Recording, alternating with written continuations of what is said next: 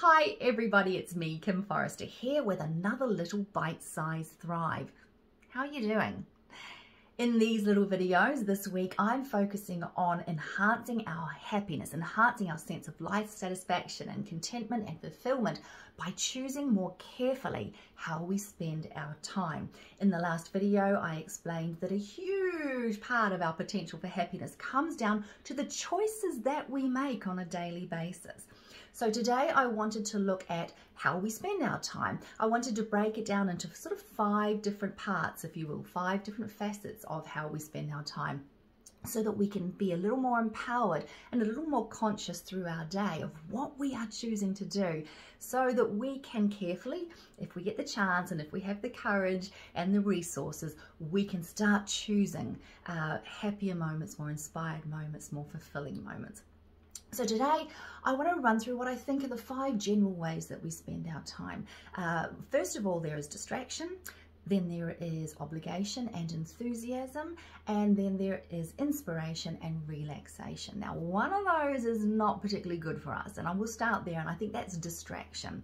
We all understand that if we have something to do or something we really want to do, we're called to do, we understand how easy it can be to be distracted from that, and it can be what I call dead scrolling. I find myself, when I've got something to do, I pick up the phone and I just start scrolling through. I'm not interested at all in what's on my phone, but I'm distracting myself. It can be, we can distract ourselves through drama or for helping and rescuing other people. We can distract ourselves with Netflix. There are a million ways we can distract ourselves. I think it's important that we learn to be more conscious when we're doing so, and then come back to that understanding that this is a choice. We are choosing to distract ourselves from something that will actually, when we engage with it, will actually bring us a greater sense of curiosity, fulfillment, inspiration. Right, so that's number 1. Number 2 is obligation. Okay, we all understand that we are obligated to do things in life. We have work, we have families we need to take care of. We might have elderly parents that we're taking care of. We have studies and essays and assignments that we have to hand in. So obligation can feel fine sometimes, and sometimes it doesn't. Sometimes we can feel really resentful, and that's when it becomes a bit of an issue, because of course we're being pulled down into a negative state of mind and negative emotions. So if you are feeling that your obligations are overwhelming you and your obligations are bringing you down, often what's going on is we've gone from I want to I have to. And in that sense of I have to do this, there is that sense of I'm not free to make my own choices, I'm trapped here, and I am resentful around what I have to do. One great way to reframe that, hello Frags the cat, one way to reframe that is to ask yourself, am I doing this because I truly have to, or am I doing it because I want to? And it might not be that you want to do that specific task on that specific day, but often, more often than not, in our obligations, we're doing it because we want to get something at the end of it. No, I don't really feel like cooking dinner for the kids right now, but I want them to be fed, and I want them to know that they are supported and loved and nourished. So even though it feels like an obligation, it's something I actually want to do. Do I want to hand in that sort of work presentation or visit that client? It might not be something that you feel like doing at the time, but you want to get paid, and you want the recognition from, you know, from your bosses for a job well done. So if you can reframe it like that, I think what you're doing is you're switching out of that negative state of resentment and that negative frame of mind, and you are reminding yourself that this is a choice and you're choosing to do it because there is something you want from the situation. If you are in a state of obligation and you ask yourself, is this something I want to do?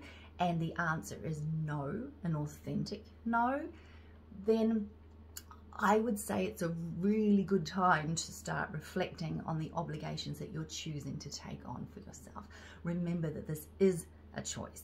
And so if you are not getting anything you want from the situation, it means that you may be trapping yourself in a situation, environment that is truly not good for you at all. So look for support, look for answers, look for solutions that can help bring you out of that obligation, if that is the case.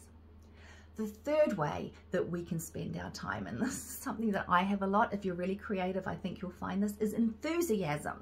And that is when something comes in, it can look like inspiration. You go, oh my goodness, I've had this amazing idea, or that seems like a great thing to do, or I really want to do that. The problem is with enthusiasm that when we follow it too much and it's not true inspiration, it becomes distraction.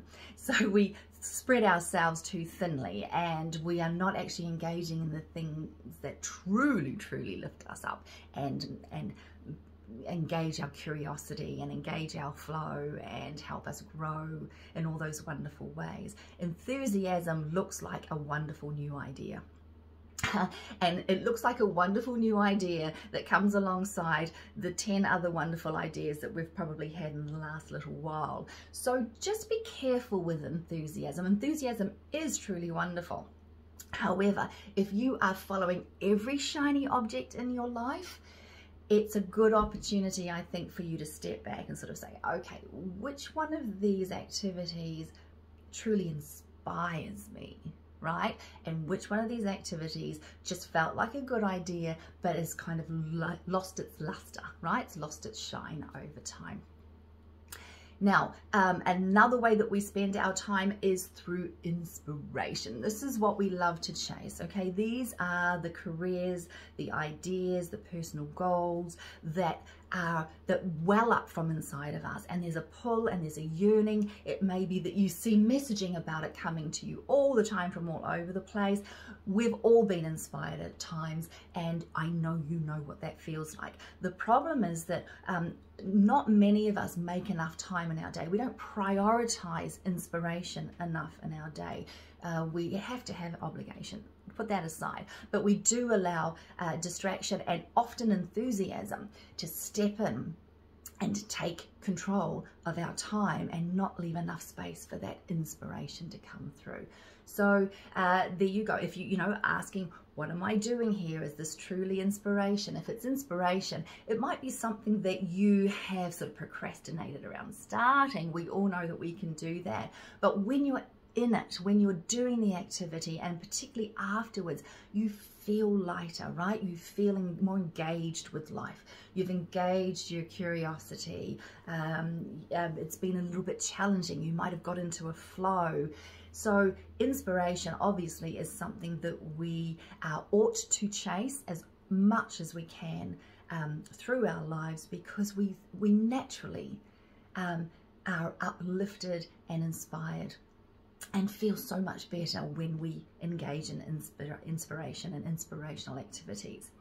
And of course, the last way that we can spend our time is relaxation. So I didn't have this originally. I thought, no, you know what, because if I say we should be chasing inspiration all the time, then we forget about those really important moments that are actually just relaxation. So this might be when we spend our time connecting with friends, which none of us do often enough, by the way. Statistics are showing that we're spending fewer and fewer moments of our lives with our friends and engaging in wonderful, uplifting social interactions. So relaxation is meditation, beautiful walks in nature along the beach. Relaxation is sitting and doing something creative, maybe like crochet or needlepoint, or cake baking. It obviously can feel really inspiring as well. So the two things I think that we really ought to prioritize in our lives are inspiration and relaxation. And in order to do that, we need to just check in and make sure that we're not engaging in distraction or simple enthusiasm. Obligation, we all have it, but if you are in those moments where you're starting to feel in that downward spiral, I'm feeling resentful and angry about this obligation, check in and just see what it is that you want from the situation, so that you understand that you are in charge of this. You are making a choice to engage in that obligation because it is going to be ultimately good for you. So there we are, 5 ways that we spend our lives. Do try to avoid distraction as often as possible, simply because it's just not working for you. It's not serving you. It's not lifting your well-being in any way. Obligation, try to reframe it. Enthusiasm, keep an eye on it. Make sure that you're not just chasing ideas that have come to you because it's something you can do. Make sure it's actually something that is not distracting you from what is truly welling up from within. And then the two things that we really want to boost in our lives, because they're so good for us, and when they're good for us, that trickles out from us into our friends and our family and our communities, and it lifts other people as well. Inspiration and all important relaxation. There we go, another little bite-sized thrive about how we spend the moments of our lives. Now, what I'm going to do is actually sort of summarize those 5 ways that we can spend our time. I'll pop them in the comments so that you can flick back and say, oh yeah, just check in. What am I doing today? Which one of these 5 is it that I'm engaging in? Is it good for my well-being? It's always a delight to have you here with me. Thanks for tuning into these little bite-sized thrives. I'm Kim Forrester, and I'll see you next time.